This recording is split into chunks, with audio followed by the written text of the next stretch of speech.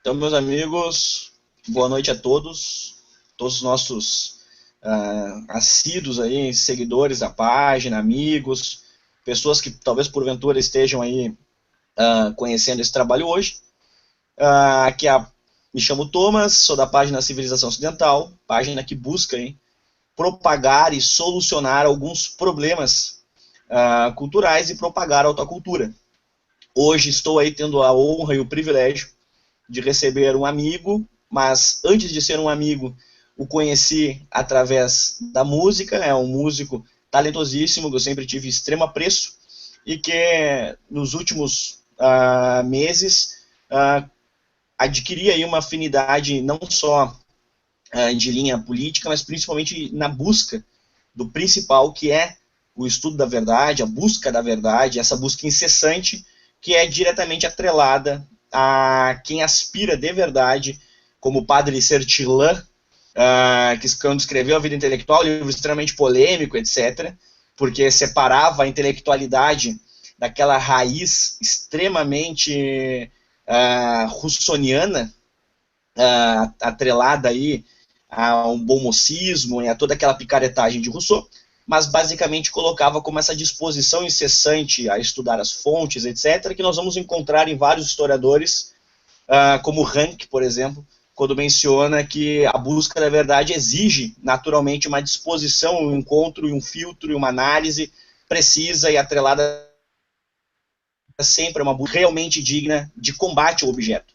E estar recebendo hoje o Lobão para falar de Oswald de Andrade é basicamente dar ênfase e dar margem a esse assunto, já que eu estou diante não só da figura do músico, mas eu estou diante de alguém que pesquisou, estuda e principalmente tem publicações e uma publicação em livro contundente que fala e trata diretamente desse assunto. Então, estou falando com alguém que é preparado, que tem todas as condições aí, que já comprovou isso em obra, para dar sustentação a todos vocês que estão interessados nesse assunto e que já estudem sobre isso. As minhas considerações vão ficar, basicamente, já passando uma certa introdução, em torno da obra do Oswald de Andrade, que é O Rei da Vela, porque ali eu consigo fazer um mapeamento da própria biografia dele. E estou aí, então, muito honrado de estar recebendo esse amigo, essa figura de excelente trato, etc., que é o nosso querido Lobão. Lobão, boa noite, prazer, uma honra tê-lo nesta tela online. Boa noite, Thomas, boa noite para todo mundo.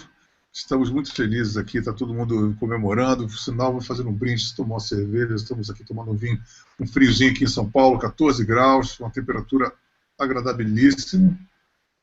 Não, e é bem é um estilo agradável, porque o Lobão está tomando um vinho, bebida conservadora por excelência, e eu estou tomando aqui uma Heineken, aqui ostentando o capitalismo selvagem nesse estado bolivariano.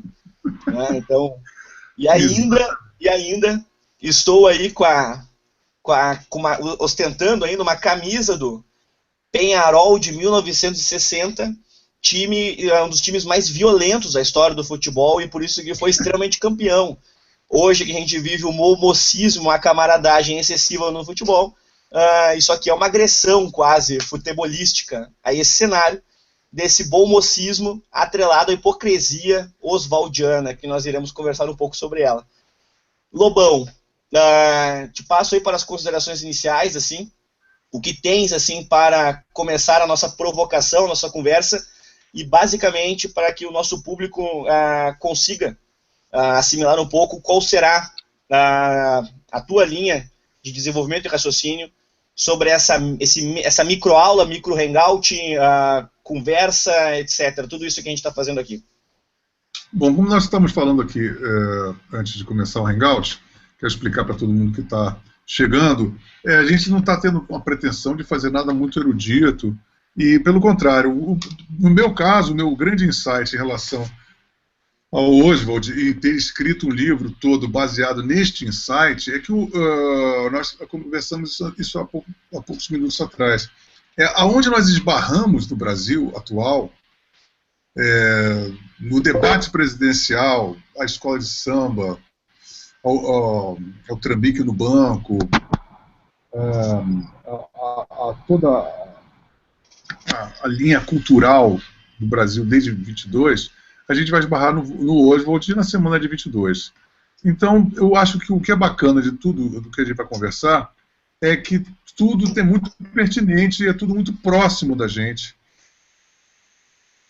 E fácil da gente poder discorrer do assunto, porque nós temos muitos referenciais absolutamente próximos a nós, né? Então, isso deixa aquele papo de botequim, né? Então, você está com a Heineken, eu estou com vinho, o papo é de botequim.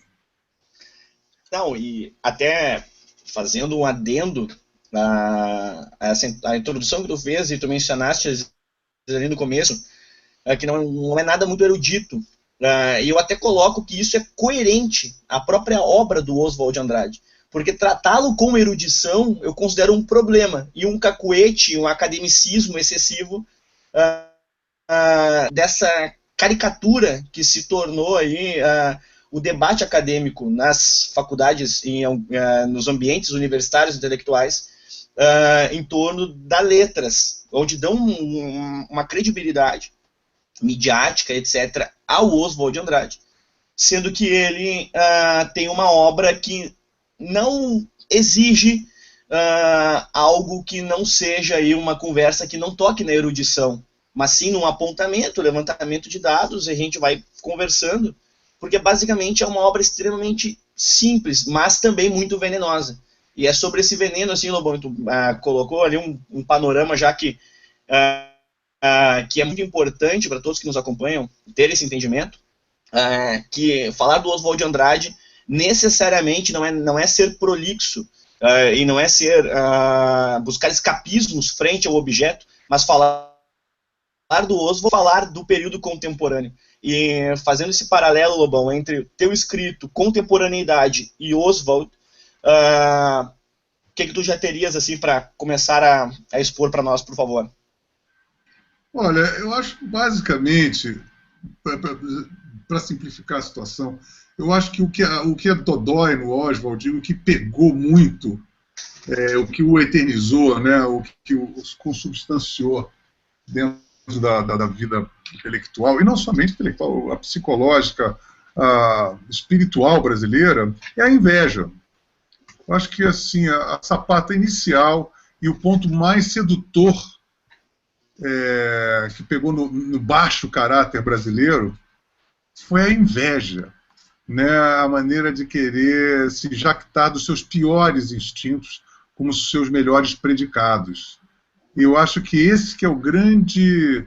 É uma espécie de surf na gravidade, como enquanto para baixo todo santo ajuda, mas, de uma certa forma, nós não podemos deixar de admitir uma certa engenhosidade, pelo menos na sensibilidade, em perceber que o ponto nevrálgico, eu não sei se ele também tinha essa convicção de que o ponto nevrálgico acertado no caráter do brasileiro era feito com tanta idade ou foi feito de uma forma muito aleatória e até leviana. O fato é que isso colou de uma maneira extraordinária. E desde 1922, quando nós tivemos a Semana de Arte Moderna, pelo que eu estudei para fazer o livro, nós não tivemos nenhum movimento subsequente à Semana de 22 que contestasse. Nós não temos. Temos ramificações, nós temos o Manuel Bandeira por ali, pessoas físicas cogitando ou questionando a validade daquilo, o próprio Mário de Andrade. Mas, em termos de movimentos, todos os movimentos subsequentes, como o Cinema Novo, a Tropicália, a literatura dos anos 40, 50, toda ela foi feita de uma forma ou de outra, a MPB, toda ela teve o corolário da Semana de 22. Portanto, a gente tem que achar esse âmago no seguinte sentido. Qual é o ponto gravitacional, qual é o buraco negro que sugou tudo isso? Aí eu te afirmo, o ponto de conjunção cósmica dessa liga extraordinária é a inveja, transformar a incapacidade, em vez de o brasileiro, a partir deste momento, querer se auto-sobrepujar, sair da sua zona de conforto, transformou a sua zona de conforto num mausoléu de vaidades absolutamente insustentáveis. Então a gente se tornou um povo sem nenhum caráter, com todo orgulho. O jeitinho virou uma característica enaltecedora. O trambique, a malandro-agulhice, o malandro-agulha é aquele que quer espetar e toma no buraco. A precariedade, a preguiça, sabe? A inveja travestida de antropofagia, que seria você sugar tudo que o mundo cultural europeu nos deu e querer, de uma maneira surrupiosa, né? Querer surrupiar isso de uma maneira vingativa, não somente roubar, mas tripudiar através do roubo dos nossos fundadores culturais. Eu acho isso tudo muito grave, né? Eu nunca consegui engolir isso e eu acho, no meu entender, esse é o ponto gravitacional em que todos os movimentos e toda a cultura brasileira acabou girando em torno. E nesse cenário, falando do Oswald, até como um intelectual, eu sempre me remeto a mencionar um texto, uma obra do Paul Johnson, historiador e jornalista norte-americano, com o título Os Intelectuais, onde ele coloca ali que os intelectuais são aqueles que ocuparam um posto que outrora já tinha sido ocupado por alguns políticos, figuras políticas, tanto em ambientes da monarquia como em outros ambientes de composição política, teólogos, padres, etc. Porque a figura do intelectual contemporaneamente é atrelada àquele que rege e transmite a verdade e o sentido de ordem. Então ele ocupou os postos que outrora eram dessas figuras. É um poder muito forte, né? Oi? É um ponto de poder. Exatamente. Forte, e né? sendo esse ponto de poder, essa posição que seleciona, que credencia, que valida ou até mesmo inviabiliza controvérsias, posições, comportamentos e etc., o Oswald de Andrade, tendo sido o maior líder da Semana de 22 e de toda uma tradição de um pensamento moderno e de um pensamento de ruptura total, aquilo que se tinha como até definição do que é um brasileiro, ocupando esse posto de intelectual ao lado de outras figuras de um gabarito menor, ou até às vezes de um talento até superior a ele. O Mário de Andrade, por exemplo, eu o considero particularmente superior em matéria de talento. Ele é um excelente poeta, o Mário, né? E um grande musicista, né? Ele foi um grande museólogo da música. Eu tenho o trabalho todo dele. O Fotógrafo e Aprendiz também é um livro maravilhoso. O Dicionário da Música Brasileira. Ele era um cara que era um erudito, e não só erudito. Ele tinha um talento. Eu gosto muito, principalmente as poesias anteriores ao modernismo do Mário são bem melhores, inclusive. E concordo absolutamente. E aí o que acabo percebendo é que, tendo essa geração assumido esse papel de serem os intelectuais, já nesse sentido contemporâneo da definição do termo, o que acontece é que ditaram todas as regras, não só da sua geração, ao que poderia ser considerado intelectual ou intelectualizante, mas viciaram toda a contemporaneidade, já que não só nós temos aí, tu colocasses aí, Lobão, mencionasses aí a Tropicália, todas essas definições, vou dizer assim, essas gerações subsequentes, mas até hoje há um cacuete como se fosse extremamente uma petulância, uma audácia, se refutar dentro da história do Brasil, ou se questionar a devida importância dos modernistas lá na primeira metade do século XX, como se eles tivessem sido, a partir daquele momento, o Brasil tivesse tido uma reformulação cultural positiva, mas na verdade o Brasil teve uma reformulação cultural. Eu acho que dentro dessa sua preocupação, a gente pode colocar um parênteses dentro do parênteses, que eles se esquecem que talvez a grande suposta virtude da Semana de 22, que eu também não considero, porque eles com esse papo acabaram sepultando uma série de outras possibilidades, era ir contra o academicismo. Então, Exato. o movimento anti-acadêmico virou o academicismo mais rígido que a gente já experimentou, com o revés, com o ônus de não termos estruturação nenhuma acadêmica, né, onde ficou a banalização da informação virou uma norma. Então a gente se afastou dos grandes pensadores e escritores europeus no início do século XX, né? A gente ficou distanciado muito da contemporaneidade daquele momento, e aí talvez as próprias reformas ortográficas, essa coisa de tentar imitar o povo, em vez de chamar o povo para um patamar maior, o intelectual brasileiro tenta descer a um povo que sempre foi muito iletrado, muito pouco informado. E nós, hoje em dia, de repente, para querer ler Machado de Assis, a gente vai ter que ter um tradutor, porque de tantas reformas e tão distanciado nós temos, como, por exemplo, um cidadão francófilo, ele não vai ter esse problema.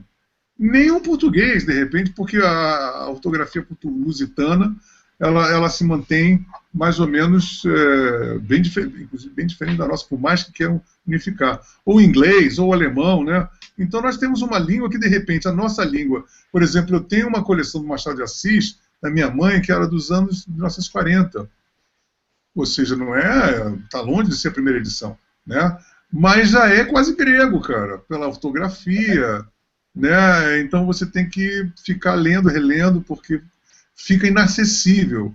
Então a grande cultura que você fala, eu acho que é o grande mal da Tropicália, onde o banal, onde o precário, onde o vagabundo se torna um trunfo. Não, e ainda, pegando... eu vou fazer um paralelo e uma comparação entre a própria origem do movimento feminista com a origem vou dizer assim, de toda a propagação do modernismo no Brasil, onde haviam causas reais de defesa e de necessidade com que essa defesa ocorresse das mulheres. Havia uma necessidade.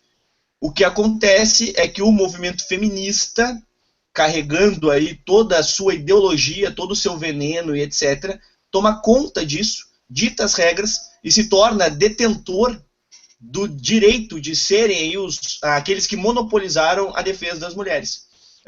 Havia no Brasil problemas seríssimos a nível de cultura, difusão do conhecimento, dificuldades num diálogo entre as classes econômicas e sociais no país, etc, etc, etc. Haviam esses problemas. Acontece que os modernistas, de uma certa maneira geral, principalmente o Oswald de Andrade na sua biografia, a Tarsila do Amaral também tem isso muito forte, o que acontece de maneira considerável, eles se tornam, da mesma forma que as feministas, mas em outro objeto, os detentores da inclusão acadêmica, da inclusão cultural, do verdadeiro diálogo com o social, etc. Só que isso já ocorria, e nós vamos encontrar esses elementos e uma preocupação dessa linha até em Monteiro Lobato, que tinha divergências, e teve divergências acentuadas com Oswald de Andrade, principalmente no começo da carreira. Então, a obra adulta do Monteiro Lobato foi uma coisa esquizofrênica com o Monteiro Lobato, porque a obra europeia, as coisas todas adultas, virou uma coisa estigmatizadamente pré-modernista ou quase arcaica, e que ele só sobreviveu no inconsciente coletivo através da sua obra infantil, que era quase uma circunstancialidade, né? Isso é uma coisa curiosa. E esse monopólio, ele é típico da esquerda, em qualquer geração, em qualquer país, em qualquer lugar. Todo pensamento de esquerda, ele se auto-intitula formador e defensor, os baluartes, os paladinos, os messias da defesa daquele valor, daquela cultura, daquele objeto em si. E nós vamos encontrar isso no feminismo, nós vamos encontrar isso nos modernistas, nós vamos encontrar isso na biografia do Oswald de Andrade, e nós vamos encontrar isso até hoje no PT, já que toda a linha da esquerda política... Dos oprimidos, dos vitimizados, dos vulneráveis, nas minorias, que tornam uma maioria enorme, porque todas as minorias se aglutinam nesse ponto gravitacional e se torna uma tirania, né? Você vira uma tirania. E é isso que a gente tem. Esse monopólio, esse cacuete, aí nós percebemos que há uma conexão de um passado, de um presente na vida biográfica dele e de um próprio futuro que, de certa maneira, não é uma ruptura, muito pelo contrário, é uma extensão do mesmo pensamento, a mesma linha intelectual. É o presente contínuo. É a terra do nunca. Isso aí é o ponto que eu cheguei. Eu pensei, mediante a um tempo cronológico ser tamanho, tão elástico e tão repetitivo, é um looping, né? Nós estamos no loop. Então a gente não tem mais condição de sair. Nós estamos numa terra do nunca, onde o presente contínuo, as novidades são as mesmas retaguardas, a vanguarda e a retaguarda, a linguagem assim, assimétrica e caótica do dadaísmo, ela é a mesma linguagem estética, ela não mudou nada, e ela, semiologicamente, ela continua a imprimir uma característica falsa de vanguarda, de modernidade. Ela é o modernismo, mas a palavra moderna é muito engraçada, porque todo contemporâneo do que é moderno acha-se moderno, desde Cristóvão Colombo, não é verdade? Então, o moderno é uma palavra impregnada de um auto-engano cronológico. As pessoas que estão vivendo naquela época se acham, nunca vão se achar datadas, né? E a modernidade, são as vítimas da modernidade. Então, nós temos esse problema em que os códigos, o corolário da semana de 22, ele foi muito perverso para com... porque ele deu um manancial, ele deu uma munição para o nosso recalque florescer. Deu uma munição para que a nossa paralisia imperasse. Ele deu todo o respaldo para que todos os nossos anseios mais torpes florescessem. Entendeu? Então nós vivemos hoje em dia, você vê todos os editoriais de revistas de arte, você vê as exposições, mas não tem uma pessoa, não tem ninguém contestando isso. E há de quem, porque também você tem esse filtro, há de quem você vai contestar, porque é severamente simonalizado do circuito, né? Então nós temos uma tirania absolutamente estruturada, onde o mau gosto, a precariedade e a mediocridade imperam. Não, e isso é um assunto que me é muito caro, porque a minha linha de pesquisa, a minha área profissional, minha área historiográfica, é centrada dentro da análise cultural. E quando eu me detenho e começo a analisar o cenário nacional e todo o desenvolvimento, seja arquitetônico, literário, dependendo da área, quando eu começo a analisar especificamente o Brasil, há uma ruptura gigantesca da primeira metade do século XX em diante. O que acontece no período anterior, né, o que havia anterior à década de 20, há uma ruptura severa, e hoje nós vemos a consequência em várias áreas. Na literatura, há deficiências seríssimas. Há uma simplificação, como tu mencionaste ali, eu concordo absolutamente, onde os nossos, vou dizer assim, um dos nossos pais fundadores literários são completamente ignorados, desprezados, vilipendiados, agredidos. A sua memória, o seu trabalho, a própria origem da Academia Brasileira de Letras foi uma origem onde tinham dois objetivos. O primeiro objetivo era a preservação da língua. A língua brasileira, a nossa língua, o nosso português, o português brasileiro, já não foi preservado. E o segundo objetivo básico era definir, através de um debate intelectual, se, por exemplo, se Brasil era com S ou com Z. Então, ou seja, havia uma preocupação para definir pequenas coisas, uma preocupação na língua. Hoje o que acontece é que o nosso idioma, a nossa literatura, a nossa arte, as nossas representações culturais, elas estão tão pobres, tão pobres, tão pobres, que eu sempre brinco que vai chegar o momento onde estaremos escrevendo da mesma forma que o Lula. Então, há uma simplificação. Daqui a pouco vou inventar uma regra nova de literatura onde, por exemplo, vamos escrever como Lula. Então, ou seja, a gente tem que ser junto, com certeza tem que ser junto. Já que o Lula escreve assim, nós precisamos escrever assim também. Então, há um parâmetro de que o mais burro é o necessário, é a busca, é o encontro, é o nosso objeto de encontro. Enquanto que... Esses 12 anos, né, Thomas? Nesses últimos 12 anos, a cultura brasileira, nós já tínhamos, longe de nós, queremos botar nos ombros do PT ou do Lula toda a responsabilidade sobre essa cagada toda. Mas isso piorou exponencialmente no PT. Eu vi já um crítico musical que já teve os seus momentos de glória na Folha de São Paulo, agora está cursando outros caminhos, mas ele fez um comentário bastante típico desse momento, que ele estava vendo estava num baile funk, ou num bloco de rua, que apareceu uma levada funk, e ele dizendo, isso sim, isso até fazendo modernistas já fizeram isso em relação a bloco de sujo no Rio de Janeiro, dizendo assim, isso sim é muito melhor que Tchaikovsky. Aí você vê uma questão da alta cultura, né? E aí eu vejo o rock and roll como um movimento na contramão disso, até chegar naquela declaração célebre do David Bowie dizendo que rock and roll is a fine art, quer dizer, rock and roll é alta cultura.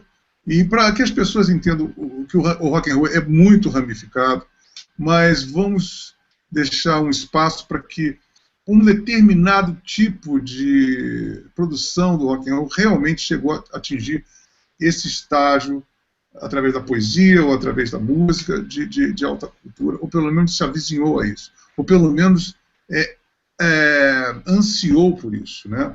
Enquanto que de uma forma ou de outra, o movimento é muito mais importante do que o processo é muito mais importante do que ter chegado ou não a esse aspecto. O problema é que aqui no Brasil é você nivelar por baixo, uma terraplanagem por baixo. Então, se a coisa é por baixo, então a perseguição da intelectualidade é a Barbie na laje, né? É verdade. Então você retroceder e aí usar os conceitos modernistas da jactância na precariedade, na jactância do mau gosto, e fazer da identidade nacional, fabricar a identidade nacional baseada no mau gosto, na precariedade e na mediocridade. E haver uma profunda jactância, e assim, nós somos o povo único no mundo, achando que essa merda, que nenhum outro povo é tão merda quanto a gente, o que é um redondo engano. Nós temos, e essa é a coisa mais corriqueira que acontece na humanidade, povos medíocres e vagabundos. Não, e ainda... Não é um privilégio, nem isso é um privilégio nosso. Não, sem dúvida. E não só nessa situação, por exemplo, de como essa questão cultural e acadêmica e literária nos últimos 12, 20 anos pioraram muito, há toda uma queda, uma ruptura cultural, sucessivos problemas, onde aqui em Porto Alegre, um exemplo, que é um fruto da Semana de Arte Moderna, há um monumento que é uma cuia, que é um misto de cuia com teta, com seio feminino, que se tornou um objeto turístico. E aí há uma deformação coletiva influenciada e incentivada pelos órgãos de mídia, por essa elite intelectual que não detecta o verdadeiro valor, o verdadeiro sentido de uma vida intelectual, que foi o que eu tentei mencionar no começo. O que acontece é que se tornou um monumento de turismo comum. Então acontece que está bem localizado na cidade, está próximo a um dos maiores pontos da cidade de turismo, que é o gasômetro, e as pessoas chegam ali, batem fotos naquela cuia, que era um misto, eu estou salientando isso, era um misto de cuia com seio. Eu não conheci uma pessoa até hoje que disse que aquilo era uma cuia. Todas as pessoas que eu conheço dizem, não, isso é uma teta. Não, mas as pessoas batem foto, etc. Se tornou algo pitoresco, que se tornou um objeto de exportação de uma cidade que outrora carregava a beleza de utilizar como exportação uma das praças de melhor preservação da linha imperial da construção arquitetônica de uma praça, que hoje virou completamente abandonada, sucateada, onde se tornou praticamente um albergue de mendigos. Então, olhem só, o valor memorial, material de um ambiente histórico, patrimonial, completamente vilipendiado, enquanto que um objeto dúbio, pitoresco, se tornou aí a representação atual, cultural, material da cidade. E isso é fruto dessa arte moderna, dessa aproximação, essa busca da aproximação por baixo, como o Lobão mesmo disse, essa nivelação pelo lixo, a nivelação pela imoralidade. O próprio Oswald carregando uma vida completamente... Não estou querendo dizer aqui que eu sou um santo, etc. e tal, não é isso, de modo algum, mas uma vida sempre nivelada por baixo, carregada sempre numa... Eu quero abrir um parêntese nessa vida pessoal assim, da boemia do Oswald. Eles têm que abrir um parêntese porque ele era um menino mimado, ele tinha muita culpa da origem da alta burguesia paulista, da aristocracia paulista, e ele virou uma caricatura da antimatéria da própria existência dele. Ele virou um cafajeste, era um pegador. Exato. Acabou com a prima, com a sobrinha da Tarsila, né?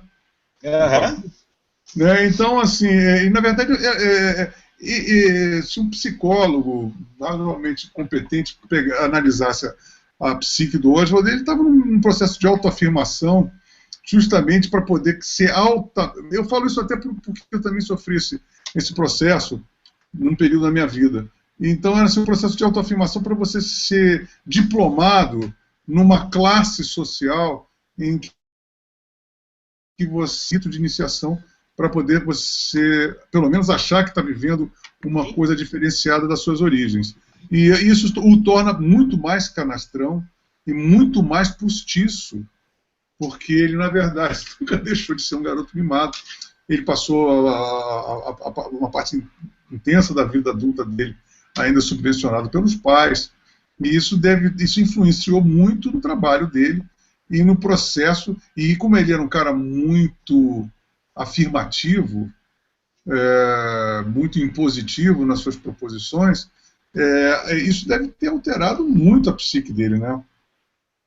Não, e ainda, pegando 2 pontos assim, nessa questão da boemia, Lobão, e desse paralelo entre, eu acho que é quase que natural esse sentimento de uma certa ruptura frente à nossa origem, etc., porque tu passaste por isso, eu passei por isso, esses sucessivos atos, eu vou dizer assim, de tentar uma autoafirmação, ou de usar certas máscaras, etc.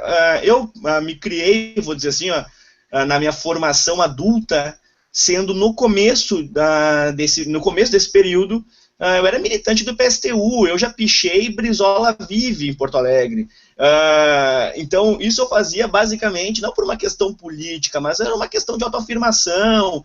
Todo garoto, na verdade, a questão política é uma questão de autoafirmação, e a fascinação da esquerda é justamente no desregramento desse ponto de autoafirmação em que a esquerda é o coxinha, aí o cara não quer ser coxinha, não sei o que, quer ser marginal, não sei o que, e pô, na verdade, a nossa cultura é baseada nessa viagem, sem volta. Exato. Praticamente, né? E o que acontece é que tanto tu, quanto eu, quanto outros, o próprio Olavo, qualquer outra figura, olha para o seu passado e consegue fazer um exercício e acaba com esse exercício de reflexão biográfico, chegando ao entendimento que bom te ver assim. Tu acaba olhando para outrora e tu chega ao entendimento conclusivo de que bom te ver assim. O Oswald, ao contrário disso, passou a vida vivendo da mesma forma. Oi? O problema do Oswald é que ele jamais entrou em crise. Exato, aí essa é a questão. Crônica. Jamais entrou em crise, jamais fez esse exame, jamais reconsiderou algumas posições. Jamais reconsiderou algumas posições, jamais fez um autoexame, jamais fez uma análise sobre o seu comportamento, não só boêmio, mas, por exemplo, ele teve, em matéria de relacionamento feminino, excessos aí de traições, de comportamentos assim, ó, absurdos. Tem sempre, por exemplo, até eu tirei uma colinha, porque eu sempre esqueço o nome dela, a Carmen Lydia, que era uma menina que ele chegou a ter um relacionamento posterior, mas quando ele conheceu e se encantou por ela, a menina tinha 13 anos. Então, vamos alinhar uma situação. O Oswald já tinha 30. Pode imaginar, a época era dadaísta, era surreal. Não, mas não é. Eu posso imaginar que tudo isso o trampolinava para grandes aventuras. A gente tem que levar isso em consideração, né? E também tinha quase um compromisso cívico pela transgressão, né? Exato. Tudo era compulsório, tudo empurrava para que ele se consubstanciasse naquele tremendo canastrão que assim ele foi, mas um canastrão fascinante, né? Porque na verdade o Oswald é uma personalidade muito interessante, ao mesmo tempo que muito previsível, né? Mas assim, eu acho que ele foi vítima da própria convicção. Ele deveria ter entrado em crise. Ele seria um cara mais ele daria mais caldo, né? Inclusive a própria atuação intelectual dele seria mais brilhante se ele tivesse tido alguma crise. Não, que ali, até esse comentário biográfico que eu mencionei a respeito dele, não se trata, deixando aí bem claro para os nossos ouvintes, de uma análise frente às percepções e moralidades contemporâneas com outrora. Não estou dizendo que ele foi até o primeiro homem a se interessar por uma menina de 12, 13 anos, etc. Não é isso. Só que, no começo do século XX, o padrão moral já atestava e já agredia esse tipo de paquera que ele tentou desenvolver. Porque tanto é que haviam casamentos com 14, 15, 12 anos, inclusive. Só que haviam casamentos, havia uma série de outras regras, né? Exato. Só que ele não. Ele era um homem casado, já com uma relação consolidada, já era pai, e estava ali se envolvendo com uma menina de 13 anos. Então, bourgeois, né? Não, e aí consegue, passa o tempo, fica com ela, atrai, e passa a vida sempre num sucessivo ato de transgressão sexual, afetiva, onde só se nós fizermos um hangout para contar as mulheres da vida de Oswald, nós teríamos que abrir uma série de um semestre. Era um homem assim, ele era extremamente intenso, extremamente intenso. Talvez, você está salientando, talvez, Thomas, talvez essa vida sexual intensa do hoje, do comedor, como nós temos um inconsciente coletivo muito machista, tenha sido um atrativo plus para todos os intelectuais. Se ele é assim, ele é digno de crédito, né? Talvez seja o grande fiador dele, da vida sexual intensa dele. E ainda, Lobão, pegando esse gancho assim, em matéria, fazendo essa análise, então, do Oswald ao seu tempo, foi bem o que situar, há um dado positivo a outros, porque eu concordo contigo que é uma figura interessantíssima, dada que, através da sua biografia, nós conseguimos entender um processo de difusão de uma mentalidade. Ele é, sim, um protagonista de seu tempo e é necessário que seja estudado. Mas pegando um dado que é óbvio para quem estuda o movimento de esquerda, mas que a esquerda nega isso, ou sonega, aquele jeito esquerdista de ser, nessa obra O Rei da Vela, que eu indiquei aqui, há um trecho que eu indico a quem conhece na página 50. Eu não vou lê-lo, mas em resumo, ele afirma que todo o socialismo ele só consegue dar certo a partir do momento onde há uma unificação inicial entre o capital e o social. Tal qual nós vimos acontecer na União Soviética, em Cuba, no Camboja, etc. Onde há um diálogo entre os totalitários e o capital em si. Que financia eles, né? A esquerda nega... Desde 1917, a gente tem que, já há todos os dados históricos possíveis, a gente tem que deixar bem claro, não existiu Claro. um movimento comunista que não tenha sido subvencionado pelo capitalista. Porque o Sem comunista jamais conseguiria ser comunista pelas próprias pernas. Não, sem dúvida. O que eu quis mencionar ele, porque como ele era de esquerda, comunista, acaba dando uma Um base. sincericídio, praticamente, né? Exato, exato. Porque não basta, em muitos casos, não basta ter os dados irrefutáveis, inclusive os escritos do próprio Lenin, entre outros, desse diálogo, as provas cabais, não basta. Então, aqui, mais um caso. Uma pergunta, Thomas. Será que eu achava o Oswald um plagiador tamanho e o sistema de antropofagia era um salvo-conduto para o plágio? Provavelmente a gente há de convir que esse período de apologia ao capital, ou pelo menos de confessional na parte dele, pode ter sido, se foi posterior a 22, 23, até 23 poderia ter sido Lenin, que institucionalizou o livre mercado na União Soviética, você se lembra? Será que coincide o Rei da Vela de que ano? O Rei da Vela, só deixa eu confirmar aqui, para mim não passar a informação errada, salvo engano, é de 1929, ano da crise. 1937. Bom, é bem mais distante, já era no período stalinista, né? Só que é que ele fala ali, na verdade, é uma menção exata da estrutura da afirmação de um governo social frente ao modo de gerenciar, de gerenciamento com que se torna necessário, se torna eficaz para que o social consiga, o socialismo, no caso, se torne eficaz.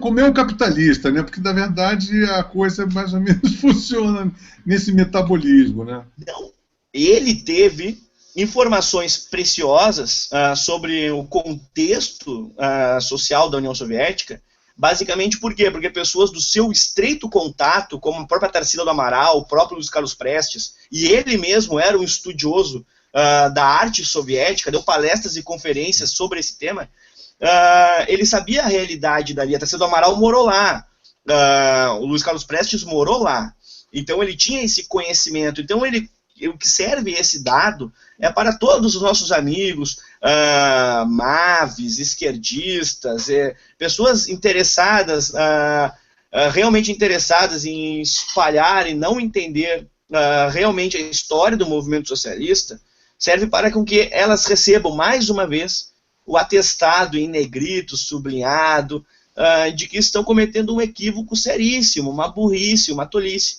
porque os próprios esquerdistas, os próprios protagonistas, e no caso dele, um estudioso do movimento soviético, assegura a importância do capitalismo para o desenvolvimento do socialismo no caso soviético. Mas, Thomas, eu acho que isso já está favas contadas no mundo todo, né? Aqui, o próprio bolivarianismo, ele é meio, mesmo que ainda crivado de uma incompetência endêmica do esquerdista. O esquerdista tem uma incompetência empreendedora básica. Se ele fosse um bom empreendedor, ele não seria comunista. Ponto. Né? Então, eles não são bons empreendedores. Então, eles precisam de um pai. Né? E na verdade, todo comunista se baseia justamente na crise familiar. Todos são problemáticos familiares, têm problemas da autoridade paterna e querem transferir essa autoridade paterna para um estadista todo-poderoso, que é ideal para esse cara, em que ele finalmente possa concordar a sua própria subserviência a quem ele elegerá a sua situação subalterna. Então, eu acho que tudo isso ele funciona de uma maneira muito quase que mecânica, né? Porque são arquétipos psicológicos que funcionam dentro de uma patologia em que determinadas doenças se hierarquizam dentro de uma estruturação governamental, né? Os histéricos estão a serviço dos psicopatas, e a dialética, ou seja, todas as conveniências e os trâmites de uma sociedade, eles se alteram de uma maneira muito dinâmica, né? Onde você pode ter um racista, o cara xinga o Joaquim Barbosa de macaco, mas apedreja a menina que xingou a aranha de macaco e acaba com a vida dela. Então é sempre uma simetria de valores. Um peso não corresponde às medidas, né? Então acho que essa daí é uma marca registrada. No Oswald, quando você lê o Manifesto do Pau-Brasil, o Manifesto Antropofágico, o Rei da Vela, ou todos os escritos do Oswald, ele tem essa questão assimétrica e absolutamente essa falta de percepção da realidade em tecer apologias à Revolução Francesa, né, à Revolução Comunista, e ao mesmo tempo defender valores que fatalmente são fatores falidos dentro de toda essa situação sistemática que ele erigiu, né? Então, isso eu acho que é uma questão muito interessante de todo intelectual de esquerda, esse tipo de falha de percepção, na verdade. Eu acho que todos eles têm essa falha, essa visão, essa paralaxe cognitiva, como diria o Olavo, né? E que, na verdade, o próprio Olavo deve ter falado, se não me engano, que a paralaxe surgiu de uma coisa meio escarnecedora, inclusive do Slavoj Zizek, né? Ele tem um livro chamado Visão em Paralaxe, e as duas visões são a paralaxe da paralaxe, né? Porque cada um tem uma visão absolutamente paralática da paralaxe. Não, e pegando no caso, ainda na biografia dele, fazendo esse adendo entre a tua colocação agora, a informação que eu trouxe, dando aí base de refutação e de apresentação aos erros historiográficos, cronológicos, literários, da maneira como o socialismo foi constituído na União Soviética, há uma linha de continuidade, é todo o desenvolvimento do protagonismo dado a todas as vertentes e as nuances da antropologia na Escola de Frankfurt, por exemplo, onde nós vamos encontrar na própria biografia do desenvolvimento do próprio Oswald, tanto que ele se tornou extremamente amigo, por exemplo, do Levi Strauss. Ou seja, nós temos ali uma relação estreita, não estou falando biograficamente e da produção intelectual Levi Strauss, mas assim, em resumo, há uma estreita relação, uma relação muito próxima ao protagonismo do que eu quero mencionar, que é o protagonismo da importância da antropologia. E a antropologia nas áreas humanas, ela teve aí, nós vamos encontrar em outras vertentes, na história, na sociologia, etc., ela foi muito mal recebida. Não no sentido de que não era uma ciência cara a sua recepção, é importante, é fundamental, só parto dessa linha. Porém, a recepção foi uma recepção totalizante em torno da mentalidade, ao invés da especificidade, que é uma outra vertente da antropologia, a mentalidade particular. Então, essa totalidade, totalizando por classes, por linhas, por nacionalidades, desenvolve a própria obra dele. E é incrível isso. E até um caso assim que é bem curioso, eles ficaram extremamente amigos, e até o Foz do Iguaçu, Levi Strauss conheceu, graças a ele, assim. Então há uma proximidade. Você pensa bem que o sustentáculo, as sapatas da FUNAI, muito devem a essa relação. Né? Uhum. Ao Kieserling também, né? Não, e ainda, só um esclarecimento. E ainda um esclarecimento, assim, aqueles que estão aqui nos ouvindo, não estou mencionando, só fazendo um adendo, Levi Strauss não fazia parte dentro desse desenvolvimento da Escola de Frankfurt. Então, só mencionei que a Escola de Frankfurt deu protagonismo a essa iniciativa de estudos utilizando a antropologia como uma possibilidade de análise, de verificação do objeto, entre outras coisas. Na verdade, é uma tendência relativista, né? Claro. E aí cai no relativismo, cai nesse objeto variável. Né? Todo antropólogo ele é quase um sinônimo de multiculturalismo. Exatamente, é isso que essa é a raiz. A gente detecta. Também, a gente tem uma coisa muito curiosa, a sociologia, que é basicamente também um sinônimo de ser esquerda, com raríssimas exceções, mas o pai da sociologia, a gente não pode deixar de lembrar que foi Augusto Comte, né?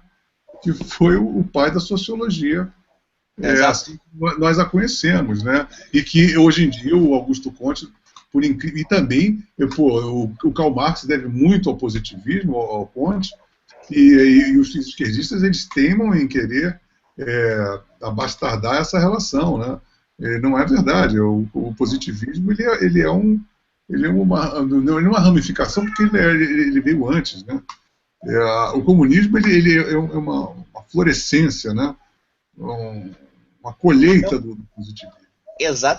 Exatamente, e ainda nessa Outra questão coisa da. muito interessante falando sobre isso, que na verdade na ditadura militar brasileira, né, nós temos na verdade, uma luta ideológica entre a esquerda comunista, socialista, e os militares eram positivistas, porque eles eram estatizantes, eles estavam longe de ser uma direita ortodoxa, com raras exceções, como Roberto Campos, o próprio Delfim Neto. Mas os militares, a conduta, o diapasão do regime militar era positivista, né?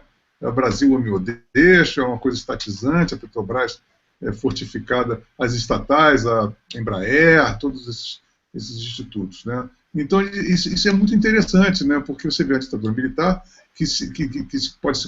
queriam se colocar como extrema-direita, mas, na verdade, eles são muito mais aparentados ideologicamente do que os militares com a direita. Muito mais para a esquerda, né?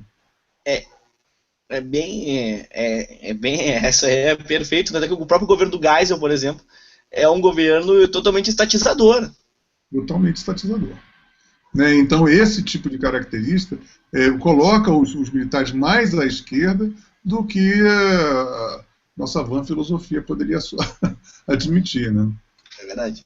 Não, e na estrutura ainda do Rei da Vela, eu detecto ali que aquilo que nós conversávamos antes do programa começar, e aí isso eu deixo a cargo de pessoas com gabarito superior ao meu, por exemplo, o professor Rodrigo Gurgel, para confirmar e atestar o que eu estou colocando, que é toda um texto totalmente revolucionário, não revolucionário que utiliza a pauta revolucionária, ou a cartilha revolucionária, mas revolucionário no sentido de ruptura a qualquer norma, a qualquer senso de ordem, etc. O Rei da Vela tem isso.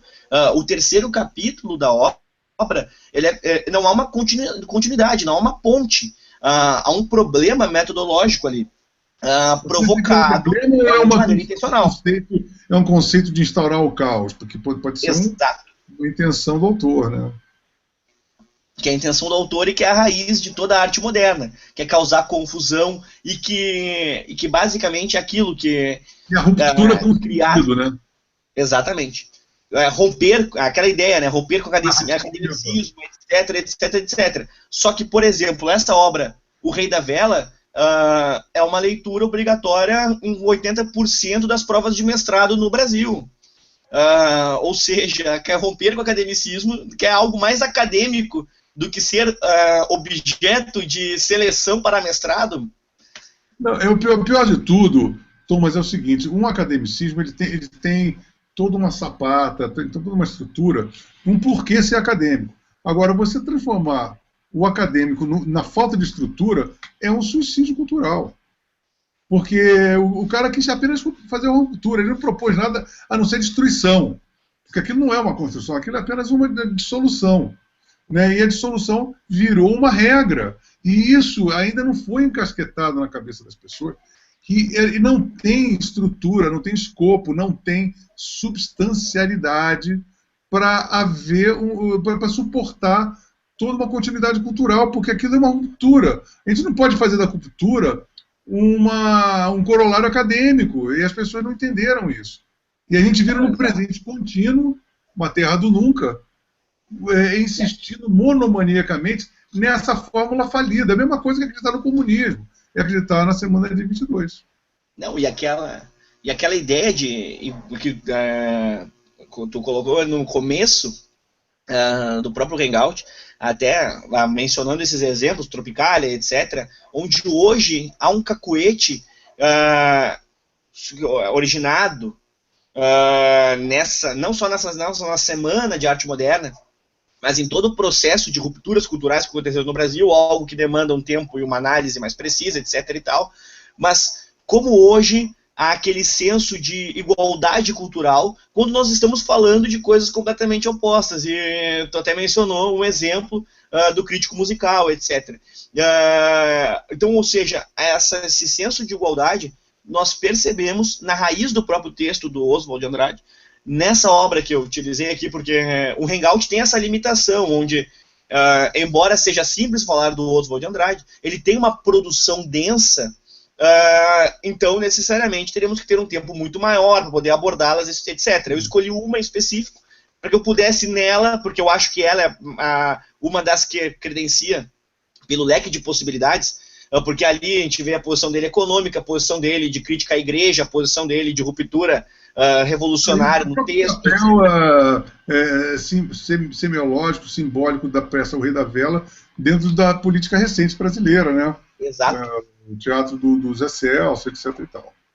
E essa questão ainda essa equiparação de cultura, nós percebemos ali nos personagens, ali o Abelardo, que tem uma espécie de um duplo, um Abelardo 1, Abelardo 2, de como esse diálogo, essa equiparação de cultura, esses diálogos provocativos em torno da importância de uma ideia econômica liberal, etc., e aquilo que tu mencionou no teu livro, que cabe sempre a referência, que é bem essa situação assim, de super elevar os aspectos mais pobres da nossa cultura.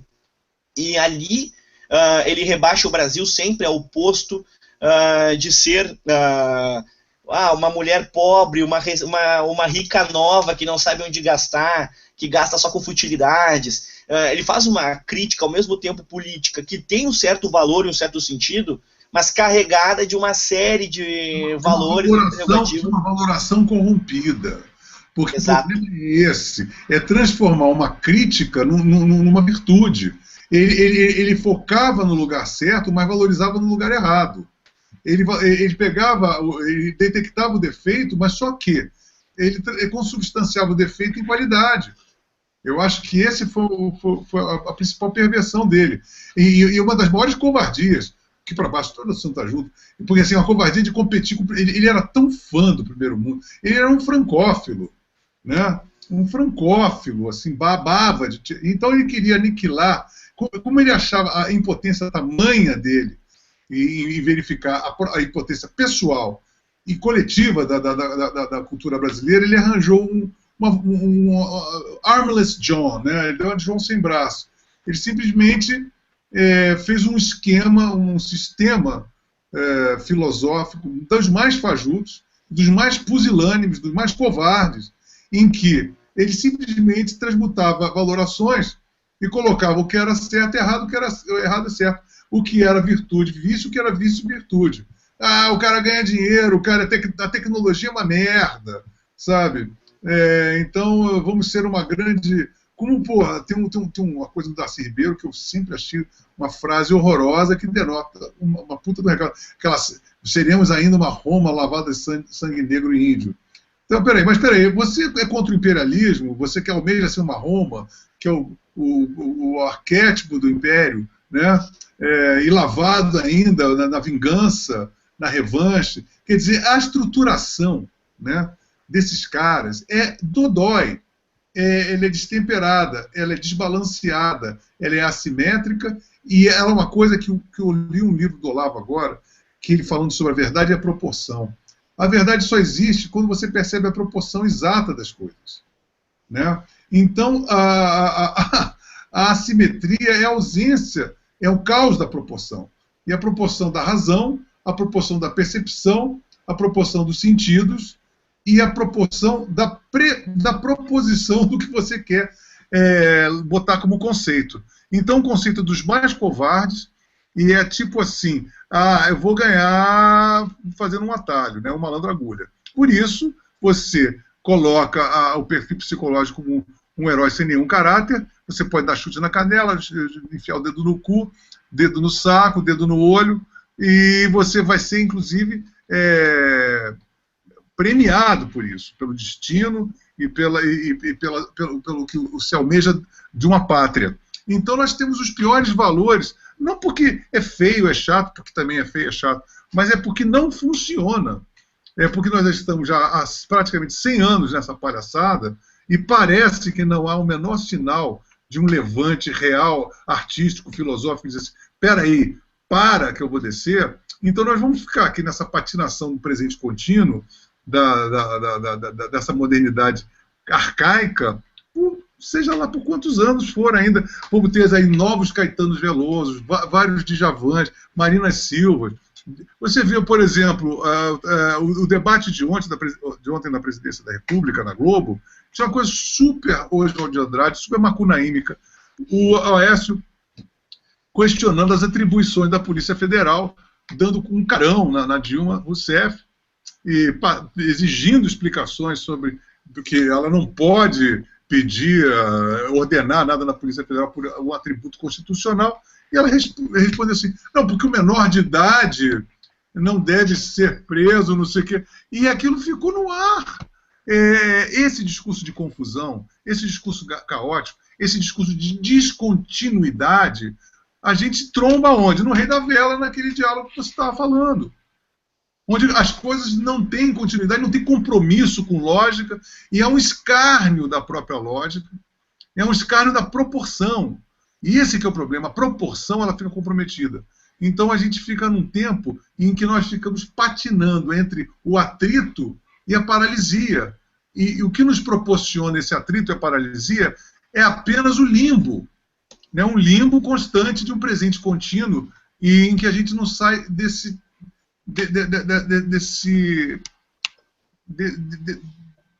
letes, né? Um mar de esquecimento de si mesmo, né? Em que provoca paralisia, a dinâmica é a paralisia.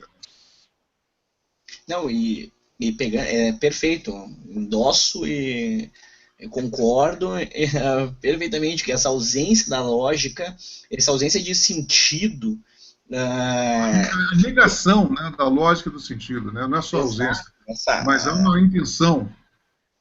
Essa paralaxe de ter uma conduta completamente, inclusive completamente avessa ao que diz pretensiosamente que defende, é carregada na biografia dele. Ele seria aquilo que o Constantino define, né, como esquerda caviar na raiz, assim, é o pai, né? Ele é o pau de espada. Ele é um pau de espada brasileiro. Sempre mais caviar ele, aristocrata culpado, querendo dar uma de boêmio, ele era um pré-Suplicy. É verdade.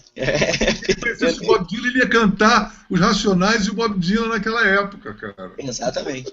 E aí ele tinha exatamente essa conduta. Ele viajava, ele tinha uma característica, ele viajava costumeiramente para o Rio de Janeiro só para poder frequentar a elite, né, a alta boemia. Malandro sendo carioca, né? Exato, ele queria viajar para o Rio de Janeiro só para frequentar a boemia. Porque São Paulo, a boemia não era tão ativa, tão culturalmente ativa. Ele ficou amigo. Não tinha nada naquele momento ainda, né? E ele tinha amizade muito grande, por exemplo, com João do Rio, que era outro boêmio. Sempre viveu a vida toda. Muito mais interessante, diga-se de passagem, né? Também, concordo. Mas ele fez sempre o círculo dele social foi a vida toda atrelado à boemia, à alta boemia, ao mesmo tempo um contato muito forte com a alta sociedade, ao mesmo tempo viagens à Europa, centro cultural do mundo. Até que elegância. E ao mesmo tempo atrelado ao Partido Comunista, dizendo que defendia alguns valores que são completamente diferentes a essa ostentação de bom vivant. Quando existe a ausência de proporção, a esquizofrenia impera. Não, e ele carrega aquela ideia do próprio líder revolucionário, seja de direita ou de esquerda, de aquela ideia que eu sou o porta-voz da verdade, então eu sou o Messias, eu estou acima, eu faço parte de outra linha. Se colocam num comportamento, se dando pretensamente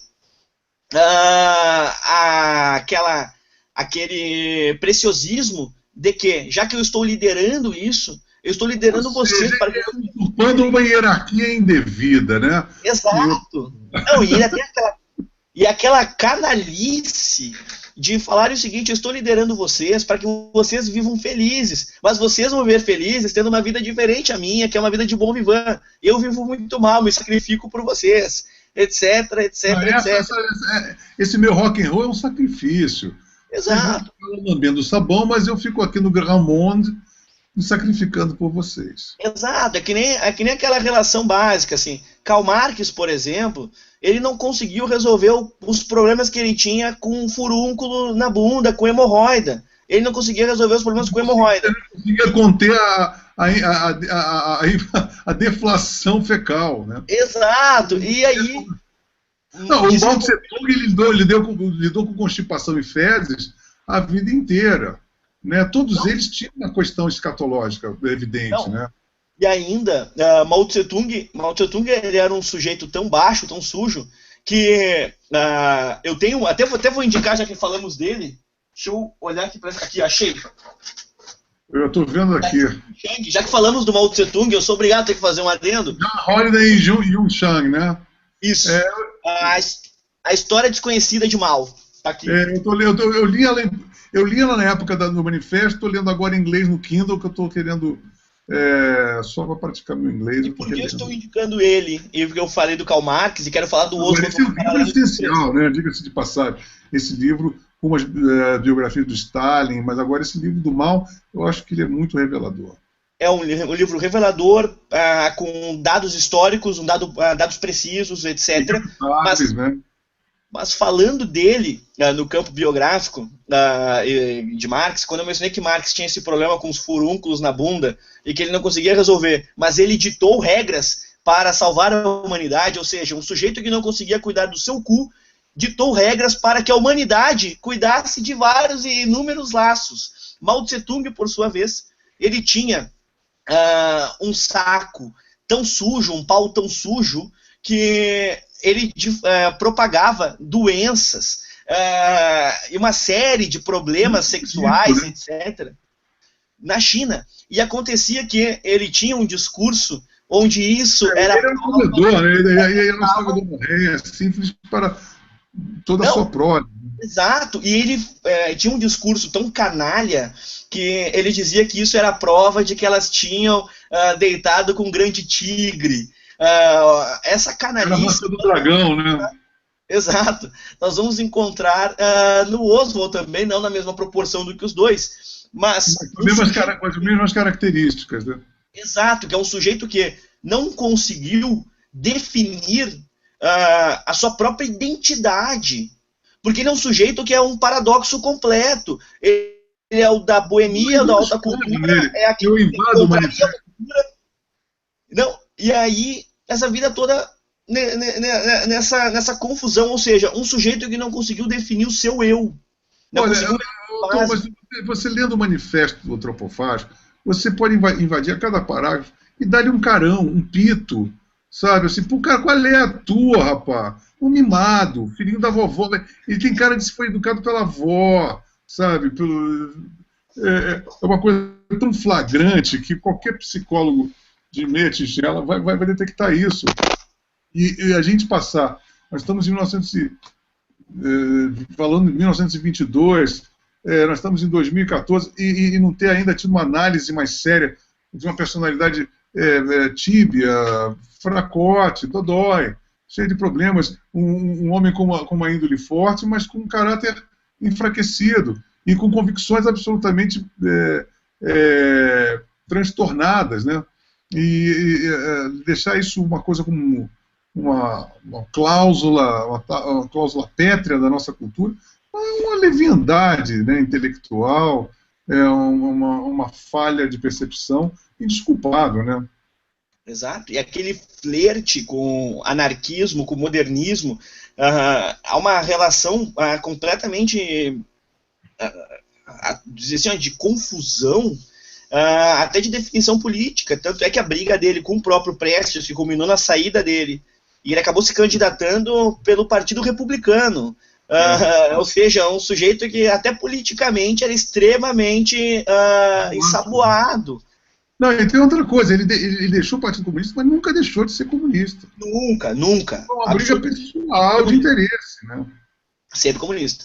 Mas ensaboado, bem naquela linha entre ter uma definição, mas não deu certo ali, eu vou me associar aqui, mas as definições dele sempre foram com flerte com anarquismo num primeiro momento, e depois sempre uma produção pró-comunista, até de doses cavalares aí na veia de comunismo, né?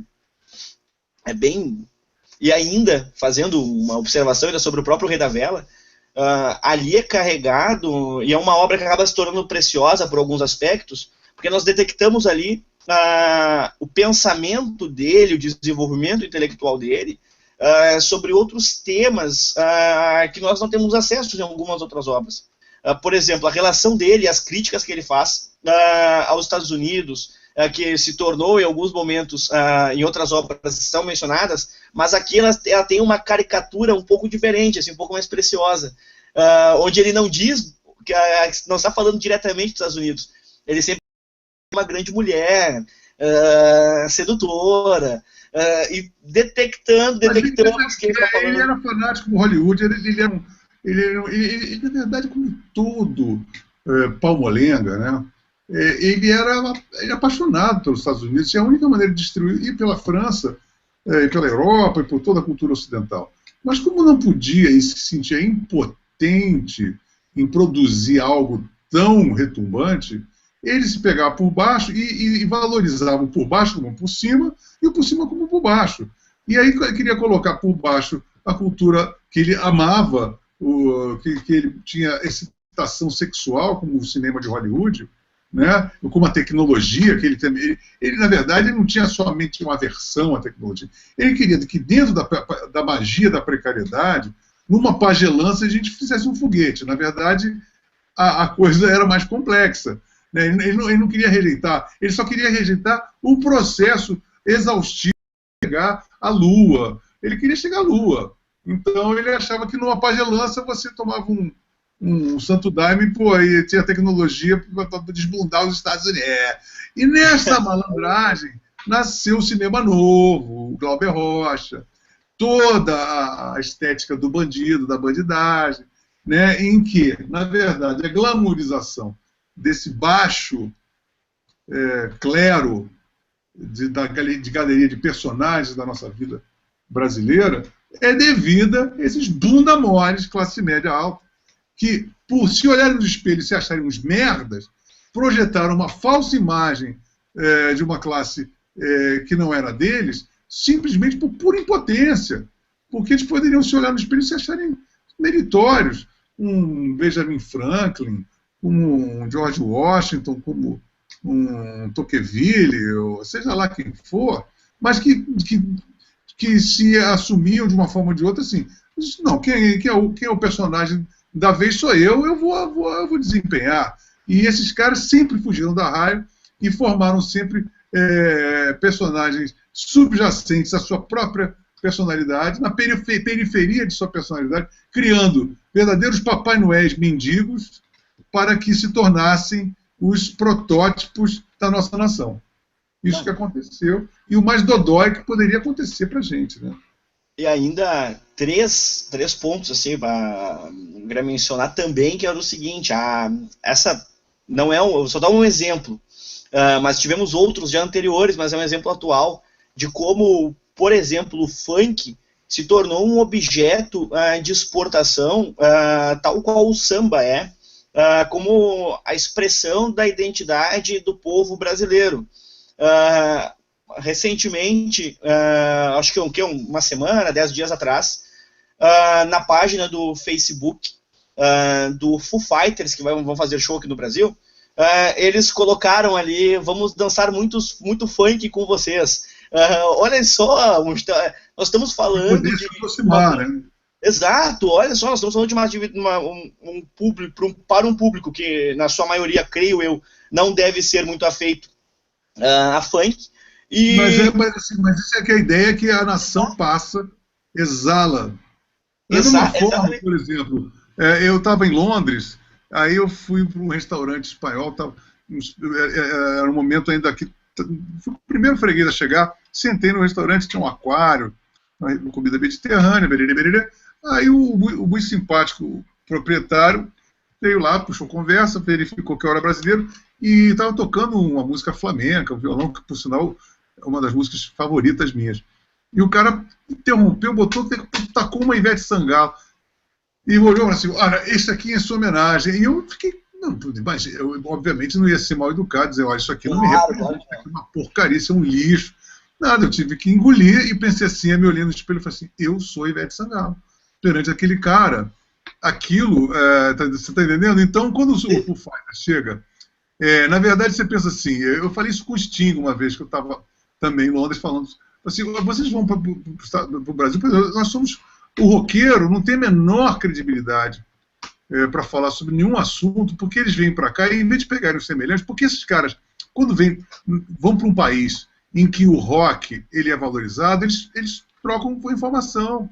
Né? Aqui não, eles vão ao que é o primitivo, porque, na verdade, quem está fazendo, quem está imprimindo isso, é a cultura do próprio país. Então o cara não passa pela cabeça do Foo Fighters fazer uma jam session com um roqueiro, tocar bateria, gravar com um guitarrista, trocar informação com um cara da cultura semelhante a dele. E, por incrível que pareça, agora a gente sabe, não vão me dizer que o funk é mais legítimo, menos colonizado do que o rock brasileiro. Isso é apenas uma vetorização doutrinária, ideológica e política cultural. Né? E a gente sabe disso, mais do que ninguém. Então, isso tudo nós esbarramos e, inevitavelmente, vamos nos lembrar de Oswald de Andrade. É verdade. E como nós nos rebaixamos tanto que chegamos ao nível de exportar e de atestar que esse tipo de som, de música, de dança, de representação humana, é aquilo que representa a identidade, o brasileiro, o significado do brasileiro. Como se fosse uma unidade absolutamente homogênea, né? Como se nós fôssemos um mosaico de ladrilhos brancos. Exatamente. E isso nós vamos encontrar exatamente nessa linha modernista, as coisas culminam contemporaneamente nesse tipo de fato, são coisas extremamente ligadas. Aí, num outro caso, fazendo esses paralelos, assim, é que o Oswald de Andrade, já nas representações da grande mídia, TV, seriados, etc., ele é sempre retratado pelo seu caráter mais bonachão, mas um bonachão diferente do bonachão estilo Dom João VI. Ou seja, fazem um trabalho oportunista de caricaturar o nosso primeiro pai fundador. Não foi o maior, não foi o mais importante. Nós tínhamos aí José Bonifácio, por exemplo, com um protagonismo diferente, mas Dom João VI, ali um alicerce inicial da nossa própria cultura, da nossa própria identidade, o homem que fundou a Biblioteca Nacional, etc, etc, etc. Ele é caracterizado sempre de um modo extremamente debochado, pitoresco, etc. Isso é muito interessante, Thomas, porque é o seguinte, isso é com uma falta de autoestima brasileira. Nós viramos unido a Portugal e Algarves, em 1808, né, com uma estratégia muito inteligente da corte portuguesa, porque tinha esse. Porque se outra corte não tinha esse subterfúgio, de vir a uma terra distante e manter o reino por causa das invasões napoleônicas. Agora, perante a intelectualidade brasileira, isso foi uma atitude de vasta pusilanimidade e colocamos aquele filme da Carla Camurati, que acaba com a corte portuguesa, onde, na verdade, toda a nossa cultura de altos músicos, pianistas, toda a nossa burocracia, toda a nossa inteligência, literatura, ela floresceu porque nós éramos um país especialíssimo no continente, em todo o continente americano, porque desde o Canadá até a Patagônia não se tinha uma corte europeia colonizando no bom sentido, né, com toda a cultura ocidental que pode nos dar, com arquitetura, música, literatura, etc. e tal, o que deveria ser um salto exponencial de qualidade se tornou um retrocesso. Exatamente. Por causa dessa visão tacanha, obtusa e recalcada do modernismo. Exato, e a gente encontra exatamente nessa linha, a mesma representatividade no sentido do conceito bonachão sendo transmitido de duas maneiras completamente opostas, por figuras com papel exercido dentro da cultura nacional, porém com valores completamente distintos. Dom João VI menosprezado, vilipendiado, sendo que, como estava mencionando, Lobão, o Brasil, no seu começo, na sua estrutura colonial, no seu primeiro período, o Brasil era uma colônia muito mais rica do que, por exemplo, a colônia que hoje forma os Estados Unidos. O Brasil não era uma colônia desprezada, muito pelo contrário, havia sim uma independência interna, etc., identidade nacional. Deixou a gente num patamar incrível, né? Exatamente. E aí, como ele é tratado como bonachão no pior sentido do termo, aquele que é o bonachão porque é alvo de piada, e como simplesmente é uma coisa tão maior que a gente só pode escarnecer. E como o Oswald, por exemplo, é tratado como bonachão no bom sentido do termo, que é aquele agregador, aquele sujeito que... É um caráter simpático. Exato. Então, essa representação, fazendo essa comparação entre os dois, nós percebemos exatamente qual é o tipo de cultura e de identidade nacional que acaba sendo exportada. E é isso que a gente acaba encontrando. E um outro dado, que falando do Rei da Velha especificamente, de como eu sou um estudioso do período de toda essa primeira metade do século XX, de como ele agride sucessivos acordos econômicos e políticos que aconteceram no período, sendo um desses ataques na obra muito explícito, nas inúmeras menções, numa obra que tem 50 folhas, ele cita no mínimo 5 vezes, ou seja, nós estamos falando aí de 10%, não proporcional ao número de palavras, mas proporcional ao termo quantitativo, a grosso modo, cita de modo significativo. Por exemplo, o Papa Pio XI, ele menciona Pio XI de à torto e direita, toda hora fala de Pio XI, parece que Pio XI é o protagonista da história, é um personagem importante. É uma situação completamente confusa do que ele está falando. Mas ele estava assim, numa atitude homicida com a cultura ocidental. Goethe, o direito romano, toda o patriarcado, tudo isso eram conceitos que ele queria destruir, a Igreja Católica. Ele, na verdade, era o idiota útil mais útil para a idiotia que você podia ter. Ele caiu do céu, ele foi o grande arauto de toda a destruição da cultura ocidental que os soviéticos gostariam de ter. E provavelmente o tiveram de maneira absolutamente circunstancial, porque ele não era nem pago pela KGB, né? Naquela época tcheca, provavelmente. Não, e como Pio XI era o Papa, que era conhecido como o Papa das Concordatas, o Papa do Acordo, tanto que o Acordo de Latrão, onde definiu o Estado do Vaticano, foi assinado por ele, em resumo, ele menciona isso costumeiramente, já que ele atacava diretamente aquilo que ele colocava como os acordos do capital, etc. Então, havia ali uma série de venenos, se analisar especificamente como esses acordos, sejam os que foram feitos por Pio XI, ou sejam os que foram feitos por Roosevelt, independente da linha e do regente em si, mas como ele só transmitiu o veneno, mas não fazia, porque não era do interesse, uma análise precisa ao objeto em que ele está envenenando. Ele só envenenava, criava todos os absurdos e as possibilidades que a antropologia, na pior forma possível, como ele absorveu, possibilita, deixava o veneno, e o veneno era difundido aí da forma a mais absurda possível. Tanto que até hoje, mencionando Pio XI como exemplo, e Roosevelt também, os acordos de Pio XI sofreram e sofrem até hoje interpretações absurdas, não avaliam os documentos em si, que é essa sequência oswaldiana de sucessivos venenos, mas jamais uma análise precisa aos fatos, ao objeto, como uma intelectualidade realmente séria segue, ou como o Rank, que mas é a vacância Mas é a vacância da proporção. A intelectualidade de esquerda, ela sofre essa vacância de proporção e ela só existe porque ela tem essa vacância de proporção e ela só consegue se afirmar num cenário por surfar na gravidade baixa da vacância de proporção.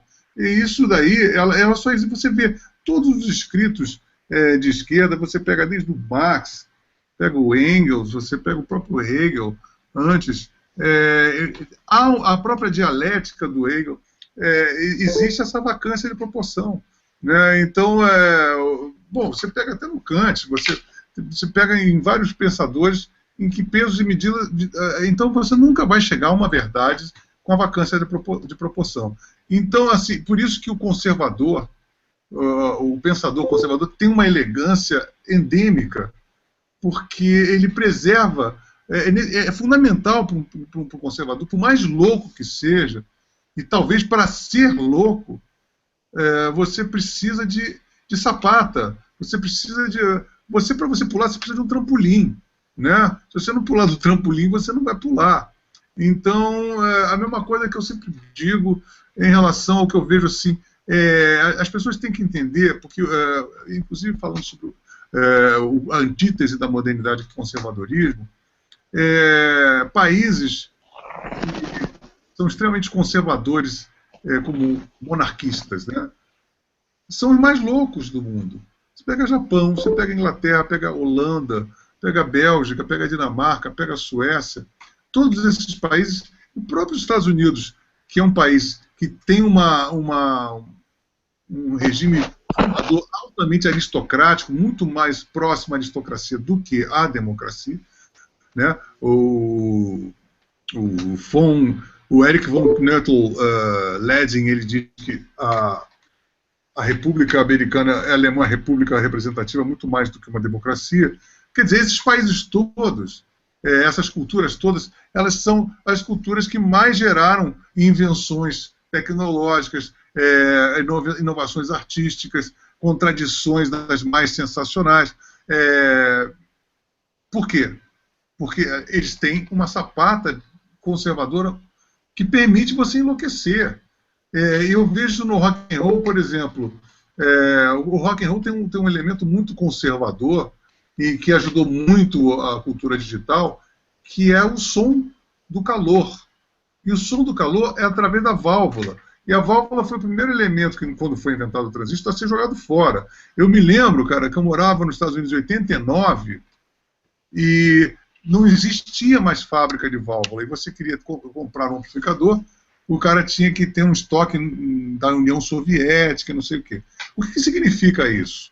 Na verdade, começou-se a ver que a válvula é que dava o som, o vinil é que dá o som, o calor do som. O digital tinha a característica de armazenação de som, mas o processamento de som era analógico.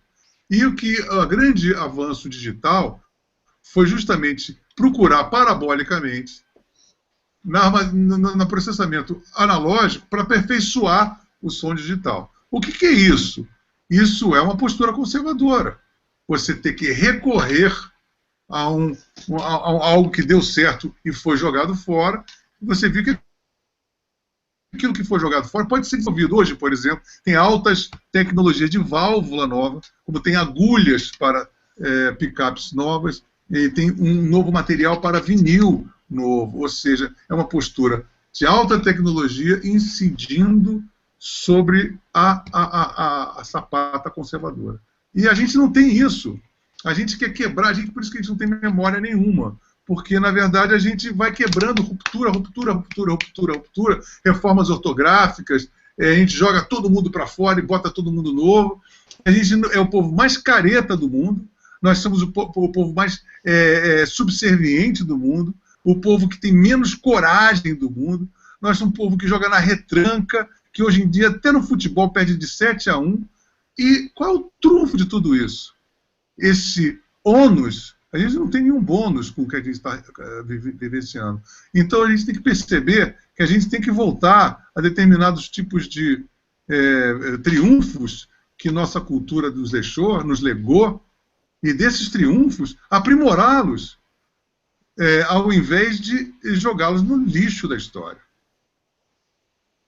Não, e pegando bem já passando agora para a nossa conclusão, pegando essa ideia de retomada, de analisar o objeto, como tem colocado, os problemas, como solucioná-los e, porventura, em alguns momentos, voltar atrás, analisar, adaptar, etc.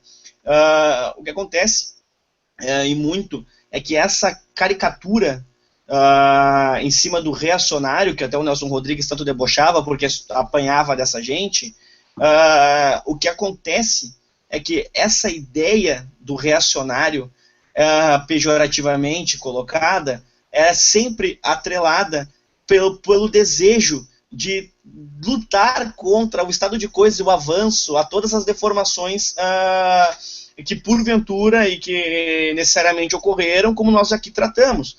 Então, na origem, até o João Pereira Coutinho escreveu isso ali nas Ideias Conservadoras, nós vamos encontrar em Burke, entre outros autores, que a origem dessa ideia do reacionário é uma origem pejorativa, é uma agressão. Ser chamado de reacionário é diferente de ser chamado de conservador.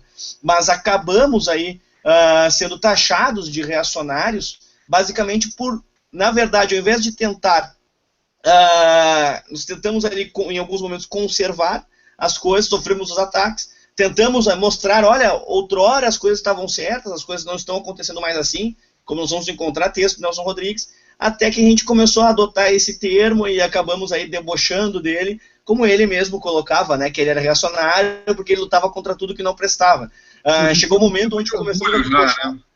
Exato. Nós começamos a debochar a tal modo, porque nem se dar o trabalho de, pelo menos, catalogar adequadamente os teóricos, os combatentes, abre aspas, da direita, eles se dão trabalho. O esforço que nós fazemos de estudar a esquerda, de mostrar fatos, bibliografia, etc., eles não fazem em relação à direita. Nós nos prestamos a estudá-los, a dizer, olha, vocês estão errados aqui, abra o Capital, leia a página 5, tu já vai encontrar problemas, tá aqui, olha aqui, eu tô te dizendo, tá aqui escrito. A primeira coisa que a gente pode pensar assim, pô, peraí, uma filosofia que se afirma como uma coisa científica, quando na verdade ela já está completamente refutada em termos científicos, ela já é uma furada já para começar, né? Olha, o que diferencia da gente para os outros é que a gente é científico e vocês não. Não, isso não acontece. O comunista apenas é um amputado transcendental, em que ele transformou o materialismo simplesmente na amputação da transcendência, em que, na verdade, o coloca num handicap existencial. E propaga essa ideia desse comportamento messiânico que nós tanto apontamos aí na própria biografia do Oswald, como de muitos revolucionários que contemporaneamente nós encontramos a cada espaço universitário, a cada discurso televisivo, etc. Nós sempre encontramos algum Messias, onde ele é o porta-voz, o defensor de uma cultura e de um método cultural, onde possibilita com que várias pessoas credenciem a si esse direito e esse dever missionário de nós somos os portadores da verdade, da luz, etc. E não só isso, nesse sentido estritamente religioso, tal qual qualquer religião ensina, onde aquela pessoa é portadora daquela verdade, etc., aquela verdade transcendental, a esquerda incorpora isso de todas as formas. Eles se intitulam, em muitos dos casos, ateus, mas eles propagam uma religião, eles vivem uma crença. Eles estão rezando uma cantiga. Os crentes do nada. O ateu é o crente do nada. O Exato. Nada é o Estado. Exato. Aí nós entramos bem nessa razão, bem nesse eixo. E pegando assim agora, já te passando assim para as nossas... Infelizmente, já estamos aí conversando há 1h30, passou muito rápido. Incrível. E passando assim para as considerações finais, Oba, eu gostaria de agradecer novamente tê-lo aqui. Sempre muito bem-vindo, e nós temos aí muito que conversar aí ao longo da vida, já que estamos e fazemos parte, ao lado de outros, de uma linha que tem tentado propagar cultura, verdade, cometendo nossas falhas, nossas misérias, imperfeições, etc., mas estamos aí colocando, lamentavelmente, nosso pescoço sempre em risco, já que esse hangout está véspera de eleição. Então aí sempre estamos aí não só colocando politicamente, como todas as medidas e problemas que se dá num país que persegue, não só no governo do PT, mas já é um cacuete, muito tratado aqui, que persegue toda expressão, toda opinião, etc. E não só isso, que pune diretamente toda a reconsideração que nós fazemos sobre as nossas próprias colocações. O Lobão sabe disso melhor do que eu. Ou seja, tu é sempre costumeiramente agredido por ter reconsiderado, sendo que a reconsideração, o aperfeiçoamento é uma virtude, é uma dádiva, é um sinal de que tu está buscando a verdade. E no Brasil a coisa é sempre é uma agressão ser assim. E é um cacuete social, a gente vai encontrar isso no cotidiano familiar, como a gente vai encontrar na TV Globo. Há uma perseguição sucessiva e muito forte a toda ação de progresso. E, Lobão, foi um prazer tê-lo aqui, agora passando para as considerações finais. Eu acho o seguinte, nós temos que admitir que no país da paralisia,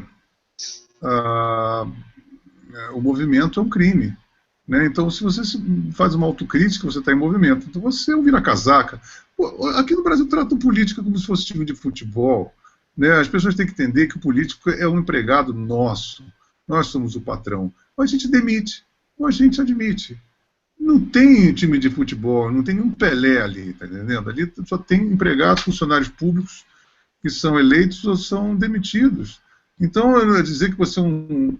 E isso é uma coisa que é corriqueira, dizer que você é um vira-casaca, não tem isso, não tem paixão, não tem que ter bandeira uma política. O administrador administrou bem, que ele tenha méritos de voltar. Administrou mal, vai embora, ponto. Né? Então, eu espero que esses nossos papos, Thomas, consigam estimular o número mínimo que seja de pessoas a perceber que nós estamos vivendo num presente contínuo, num eterno limbo, uma terra do nunca, no sentido que não a terra do nunca do Peter Pan, em que era idílica, porque a gente não chegaria à fase adulta, mas não nisso. A gente é uma terra do nunca, porque a gente do nunca da possibilidade de movimento. É uma paralisia constante. Daí o tema do Oswald, para a gente poder alinhavar a nossa conversa baseada no Founding Father da paralisia nacional, né, que eu acho que ele merece esse título, e esperar que com esse tipo de colocar o pescoço à mostra, estimule as pessoas a questionarem isso, a investigarem isso, a duvidarem disso, né, e a assim, insurgirem contra isso, né, porque além de ser saudável, é absolutamente imperioso de que a gente saia dessa situação viciosa, onde os mesmos heróis são os mesmos heróis, as mesmas malandragens são as mesmas virtudes, as mesmas precariedades são os nossos pseudo-trunfos. Então, que sirva para alguma coisa essas nossas divagações aqui, tão agradáveis. Não, sem dúvida. E agradecendo, então, o acompanhamento aí de todos, que numa sexta-feira, dia hostil a Hangouts, já que é dia de festa, de namorar e seja lá o que for. Agradeço aí a assiduidade de todos que acompanharam, aqueles que acompanharão aí pelo YouTube, etc., de maneira posterior, também sintam-se aí abraçados. Fiquem todos aí com Deus, um bom final de semana a todos, e é isso aí, tocamos ficha, e principalmente nesse final de semana eleitoral, se você for votar na Dilma, torcerei para que você quebre o pé, então, e não possa ir. Tem uma crise de consciência tamanha que se sinta um bandido, um cúmplice, exatamente, um mau caráter, tem a menor simpatia. O Tuma que colocou no Facebook que ia torcer para que fiquem com dor de barriga, né? Então, é mais ou menos por aí. É bem por aí. Então, um abração. Fomos embora.